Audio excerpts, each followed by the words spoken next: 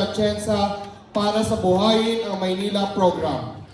Nag-aral po siya sa De La Salle University at may kursong Political Science, Major in Governance. Ang kasalukuyang direktor ng Kababaihan ng Maynila, isang mahusay na artista at mamamahayan. Ang pinili ni Yorme na maging katuwang sa muling pagbalik ng Gloria ng Maynila.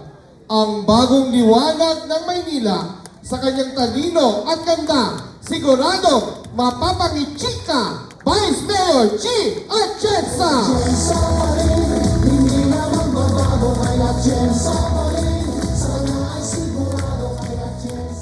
Marami kayong naalala doon sa kantang yun, alam ko. Dahil pagpasok ko po dito, ang daming kababaihan. Ako po si Chi Atienza, ang bunsong anak ng dating Buting Mayor Lito Atienza. Ako rin po ngayon ang direktora ng Kababaihan ng Maynila. Tinanggap ko po ang pagiging direktora nito, hindi ko pa po inisip na papasok ako sa mundo ng politika. Pero dahil halos kasing edad ko to, naaalala niyo po yun, na may buntot ang aking ina nung nag-uumpisa ang Kababaihan ng Maynila na maliit at matabang bata. Ako po yun. Pero akong hinubog po niya para ipagpatuloy ang kanyang laban. Anyway, kagaya po ng aking kapatid na si... Hindi po yun ang sasabihin ko, pero mahal na mahal ko po yung ate ko nun. Maganda po yun sa akin. Ang sasabihin ko po ay si Kuya Kim. Sino po ang mas guwapo? Si Kuya Kim o si Ali? Hindi ko sasabihin sinabi niyo. Si Kuya Kim po, Nay? No, si Ali.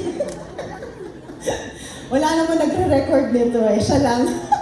Hindi, pero kagaya po ng aking kapatid na si Kuya Kim, ako rin po ay nasa telebisyon bilang isang broadcast journalist. Pero sa totoo lang po, ang totoong pangarap ko sa buhay ay maging isang misyonaryo. Ngunit hindi po yun nais sa katuparan. Kaya ang sinabi ko sa Panginoon, kung saan niya akong daling karera, bibit-bitin ko na lang ang puso ng misyonaryo doon. Kaya 6.5 years ago, ako po ay naging isang broadcast journalist. Pumupunta po ako sa liblib na lugar dito sa ating bansa para kunin ang kwento ng ating mga kapatid na napag-iwanan sa laylayan ng lipunan. Nakita ko na hindi pala kailangan lumayo. Dahil mismo sa inyong distrito, marami po tayong mga kababayan na umiiyak mag-isa at humihiling na sila ay mapansin ng gobyerno.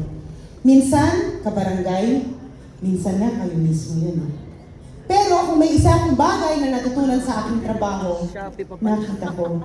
Kahit ano pala ang iniiyak ng ating puso, kahit na simple lang ang ating hiling, kung ang gobyerno hindi ko marunong makinig sa tao, ika nga ni Yorme?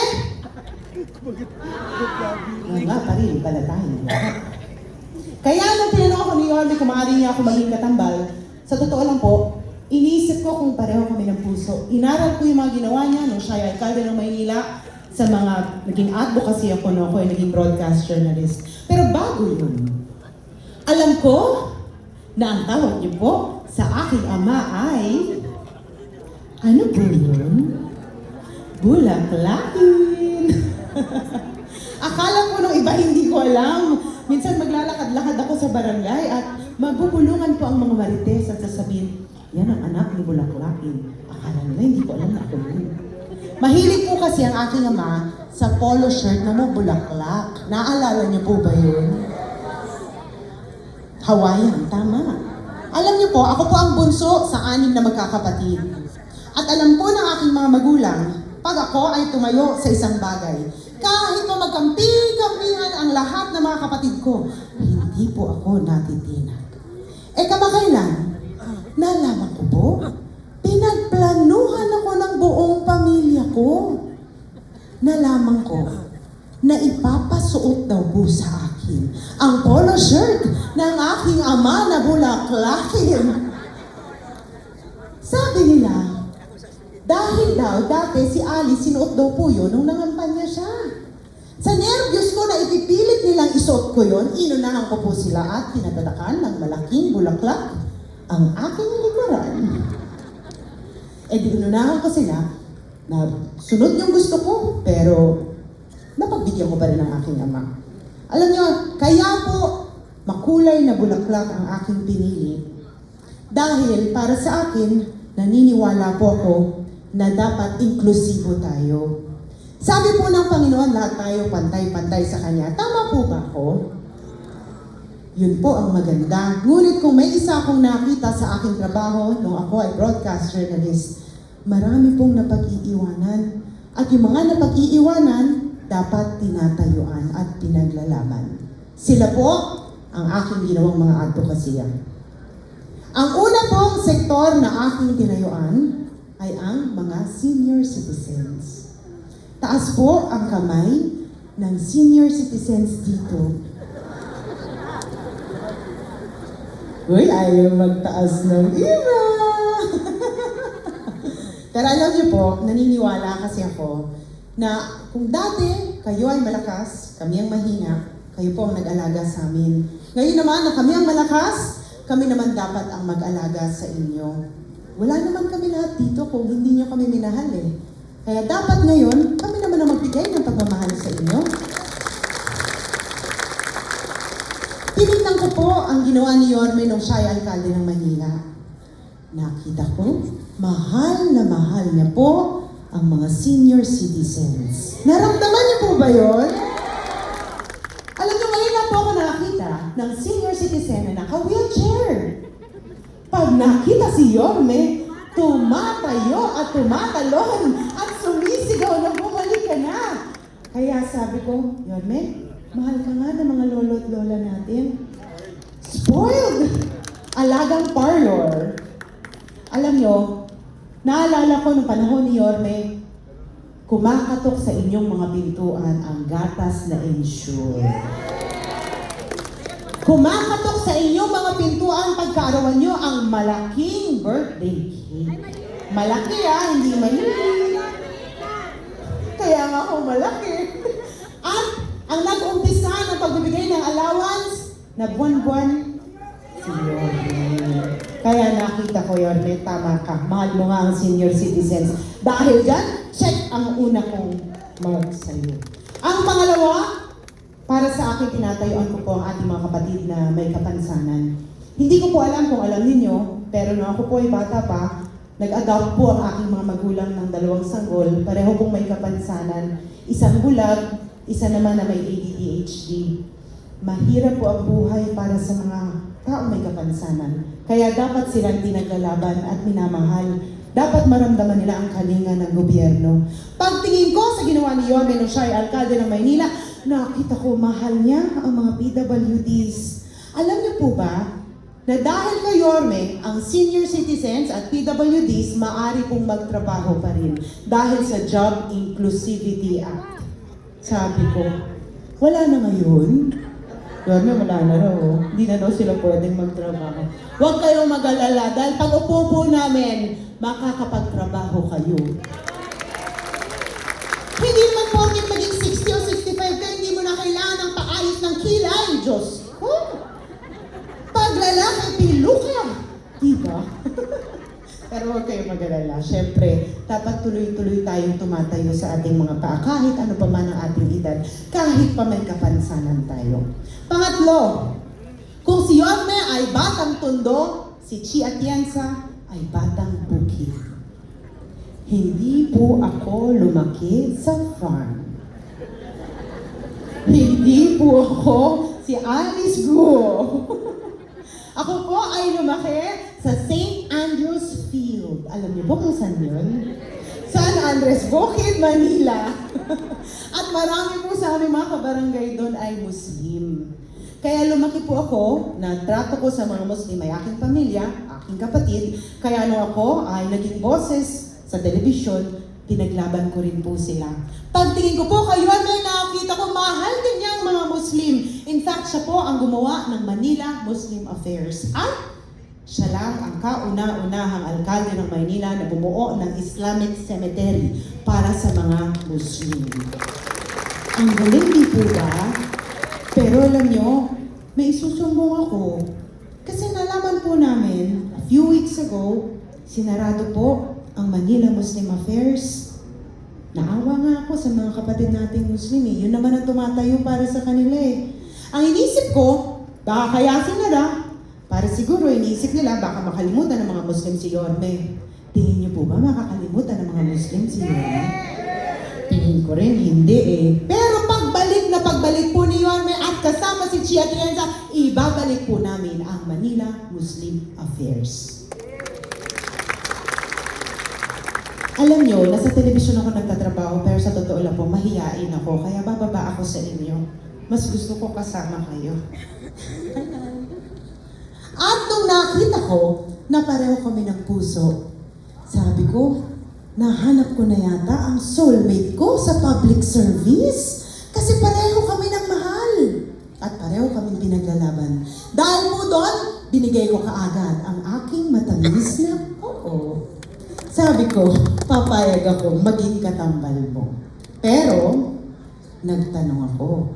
Sabi ko sa lahat ng pwede mong kinuhang vice alcalde, ang daming gustong mag-apply sa'yo. Pero bakit ako ang pinili mo? Tay, pwede nga kayo eh. Pag ba tinanong kayo, papayag kayo? Tinawagan ako ni tatay. Pero alam niyo, totoo. Sabi ko sa kanya, bakit ako ang pinili mo? Ang sagot po niya, unang-una, nakapagtapos ka ng political science, major in governance. At imbis na ako po ay pumasok sa mundo ng politika, ako po ay ginamit ko yung pangalan ng aking ama bilang ako bunsong anak niya na ipaglaban ang mga bata. Dahil noong panahon na yun, 25 years ago na po yun. Para sa mga akalang 25 years old lang po ako, 43 na po ako, may 3 na po akong anak, at halos 20 taon na po akong kasal. Kaya hindi na po ako dalaga. Dala na po ako. Pero kinukwento ko lang, dahil nga noong mga panahon na ako ay nag-aaral ng political science, major in governance, pagkatapos ko po gumraduate, pwede naman ako talaga pumasok sa mundo ng politika eh. Pinag-aralan ko ito, at simula na ako po ay namulat dito sa mundo, ito na po ang aking naging buhay. Saksi po ang mga kababaihan ng Maynila dyan. At imbis na ako ay pumasok sa mundo ng politika, ako po ay tumulong diretsyo sa tao. Dahil para sa akin, inisip ko, maaari akong maging boses ng mga kabataan no ako ay bata, boses ng mga ina no ako ay naging ina, at boses ng mga naapi no ako po ay naging broadcast journalist. At dahil doon, sinabi ni Yorme, ikaw ang gusto kong makasama bilang katambal. Alam niya ng mga kababaihan, ako po ang direktora ng kababaihan ng Maynila at pinaglalaban namin ang livelihood para sa bawat Manilenyo na gustong tumayo sa kanilang mga paa. Bilang direktora, inilalaban ko palagi na dapat inaalagaan ang ating mga kababayan na hinahayaan nilang maluto ang kanilang katawan sa ilalim ng araw, sa ilalim ng ulan, para lang matustusan ang pangangailangan ng kanilang mga pamilya. Dapat sila hindi sinasaktan. Dapat sila sinusuportahan at minamahal. Ang ating mga kapatid na hindi marunong tumayo sa kanilang mga paa, dapat nararamdaman ang suporta sa livelihood. Dahil nakita ko no, ako ay broadcast journalist, bumabalik ang dignidad sa tao kung alam nila na kaya nilang tumayo sa kanilang mga paa. At nung sinabi ni Yorme sa akin na susuportahan niya yun, sinabi ko sa kanya, ipaglalaban kita hanggang sa dulo ng mundo dahil naniniwala ako na ikaw ang karapat-dapat na alkalde ng Maynila. Alam niyo po, yan kakasabi niyo nga lang po eh. Alam niyo, sa bawat distritong aming lapagan, isa lang ang sinisigaw ng lahat ng tao. Yan po ay, alam ko, kaakibat ng hiling na yan, ay isang munting hiling ng inyong mga puso na kumatok na muli ang pagmamahal ng gobyerno sa inyong mga bahay. Gaya nung panahon na alkalde ng Maynila si Yorme. Noong mga panahon na yon, alam ko, naramdaman nyo na kasama kayo. At yan, alam ko rin, ang hinihingi nyo ngayon, kaya gusto nyong bumalik si Yorme. Huwag po kayong mag-alala, dahil babalik na po si Yorme Isko Moreno Damagoso. At sana, isama nyo rin po si Chi Atienza. Alam nyo, ang trabaho po ng vice alkalde ay maging presiding officer. gumawa ng mga batas, mga ordinansa, resolusyon, polisiya, kasama ng City Council na sana isama niyo po ang mga konsehal namin dito sa aking likuran. Siya po ang tutulong gumawa ng mga batas na dapat makatulong po sa inyo. Kaya dapat ang vice-alcalde niyo mabusisi. Dahil kung ano ang mga gagawin ng City Council, yan po ang either tutulong o magpapahirap sa inyo. Kaya kailangan nakita nyo na marunong makinig ang inyong vice-alcalde. Kung meron ako isang bagay na kaya kong ipagmayabang sa buhay ko, yan po ay ang kapasidad ko na makinig sa tao, makiramdam sa tao. At alam ko, pag pinagsama nyo si Yorme at si Chia Atienza, may puso na kayo, may mga kamay pa kayong mabilis kikilos para mapunan ang problema nyo at makinig at solusyonan ng mabilis ang mga bagay na kailangan ayusin sa inyong mga barangay. Marami pong kailangan amyendahan sa susunod na administrasyon. Kaya nagbago ang pamamalakad dahil binago po ito ng City Council. So yan po ang unang gagawin namin balang araw. Ibalik ang mga dating nagustuhan ninyo. At yan po, maaasahan niyo po mula kay Chief Atienza. Alam ko po, marami na kayong iba't ibang administrasyon na napagdaanan. At alam ko rin na nakita nyo na si Yorme ang isa sa pinakamagaling na alkalde ng Maynila. At makakaasa kayo na kung balang araw kailangan nyo pong lisanin ang mundong ito, iiwan nyo po ito ng nasa mabuting mga kamay. Kung kami ni Yorme ang tatayo sa inyong harapan. Hindi po ako maalis sa kahit anong distrito nang hindi po nag-iwan ng alaala. Ayoko po kasi nang mapapauwi ko lang sa inyo ay ang aking mukha. Ang mukha, pumapangit. Ang mukha, tumatanda. Ang mukha, nakakalimutan. Ang gusto ko pong ipauwi sa inyo ay ang aking puso. Dahil kahit kailan, hindi po yun nagbabago. Pwede ko po ba ipauwi yan sa inyo ngayon? Pwede ko po ba kayong awitan? Dahil ang laman po ng awiting ito po ang gusto kong umalinaw pag uwi ninyo mamaya.